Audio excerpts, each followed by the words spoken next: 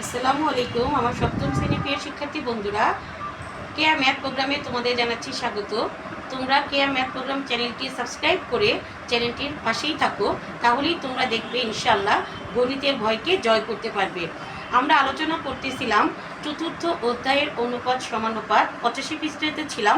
দেখো 85 পৃষ্ঠায় এখন একটি আমাদেরকে কাজ দিয়েছে, সেটি কি দেখো, দুটি সংখ্যার যোগফল 360, সংখ্যা দুটির অনুপাত এত হলে সংখ্যা দুটি নির্ণয় করো।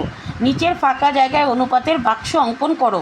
অনুপাতের বাক্স মানে বোঝাচ্ছে, দেখো এখানে যখন অনুপাত আকারে ছিল দুইজন বন্ধু ছিল, প্রথম বন্ধুর ভাগে ছিল 2 আর দ্বিতীয় বন্ধুর ভাগে ছিল কত, 3। এরকম করে এখানেও তোমরা বাক্স তৈরি করবে। প্রথমে 4টা বাক্স করবে এক কালার, আর পরবর্তীতে 5টা বাক্স করবে আর এক কালার।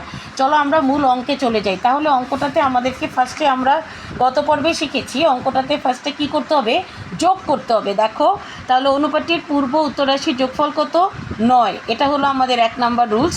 2 নম্বর রুলস কি, 2 নম্বর রুলস হলো আমরা এখন প্রথম সংখ্যাটি বের করব। তাহলে আমাদের টোটাল দেয়া ছিল কত, 360। এর এখন আমরা গত পর্বেই জেনেছিলাম সূত্রটা। টোটালটা থেকে আমরা কি করব, এর ইনটু বা অংশ বের করার সময় আমরা কি করব, এই যে যোগফল যেটা পেয়েছি সেটা থাকবে হর, আর লব আকারে কে থাকবে, অনুপাতের প্রথম অংশটা। তাহলে অনুপাতে যেহেতু আমি প্রথম সংখ্যাটা বের করতেছি, প্রথম সংখ্যাটাকে বলে পূর্ব রাশি, তাহলে ওটাকে আমি লব আকারে করে এখন আমরা কি করব, এর বের করব। 3 নম্বর কাজ হলো আমরা এখন একে ইনটু করব। যেমন দেখো 4 নং কত, 36, আর এই শূন্যের শূন্য বসে যাবে, তার মানে 4 4 16, আর এই শূন্য শূন্য বসলে 160। এবার দ্বিতীয় সংখ্যাটি আমরা বের করব। দ্বিতীয় সংখ্যাটি কত, দেখো দ্বিতীয় সংখ্যাটি হলো সেই আগের নিয়ম অনুযায়ী আমরা কি করব, এখন ওই যে টোটালটা যেটা ছিল 360, আর এই যে যোগফলকে হর এবং লবকে আমি কি করব, এই যে উত্তর রাশিটা হলো আমার দ্বিতীয় সংখ্যা, তাই এই লবটাকে আমি এখন কি করব, লব আকারে ধরবো। তাহলে দেখো এখন এটাকেও সেম আগের মতোই কাটাকাটি করি। 4 নং 36 মানে 40, তাহলে 4 5 20, আর এই শূন্যটা নেমে যাবে, তার মানে 200। তাহলে নির্ণয় সংখ্যা দুটি হলো কত, 160 আর হলো 200। তাহলে আশা করি তোমরা এই নিয়মটা বুঝতে পেরেছো। তারপরে দেখো একক কাজগুলো আমি পরবর্তীতে দিয়ে দিব। পরের অঙ্কটা দেখো কি বলেছে। এবার চলো দেখি, 3টি কমলা 3 ভাই স্বপন, তপন আর মননের মধ্যে 5:3:2 আকারে ভাগ করে দিল। কে কতটি কমলা পেয়েছে সেটা তোমাদের কাছে জানতে চেয়েছে। তাহলে দেখো স্বপনের ভাগে কত ছিল, 5, 1 2 3 4 5। তপনের ভাগে কত ছিল, 3, তারপর ছিল 2। এরকম করে আমরা বক্স তৈরি করলাম। আমরা নিশ্চয়ই তোমরা এখন ইতিপূর্বে পুরো অঙ্কটা বুঝতে পেরেছো, তারপর আমি আরেকবার একটু দেখাচ্ছি। তাহলে দেখো মোট কমলা ছিল কতটি, 30টি। এখন আমরা এই যে অনুপাত যেগুলো ছিল সেগুলো কি করব, যোগ করে ফেলবো। তাহলে স্বপন কত পাবে, এই অনুপাতটা কার, স্বপনের। দেখো এই যে স্বপন কত, 5। তাহলে এই যে যখন আমি স্বপনেরটা বের করব, তখন এই টোটাল কমলাটা থেকে ইনটু বা অংশ আকারে কাটটা বের করব।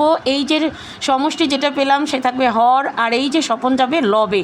এবার কাটাকাটি করো, 3 দিয়ে যদি 10কে কাটো 3, তাহলে 3 5 15। তাহলে 10 দিয়ে যদি 30কে আমরা ভাগ করি কত পাবো, 3, আর এই 5 দিয়ে যদি 3কে গুণ করি 3 5 15।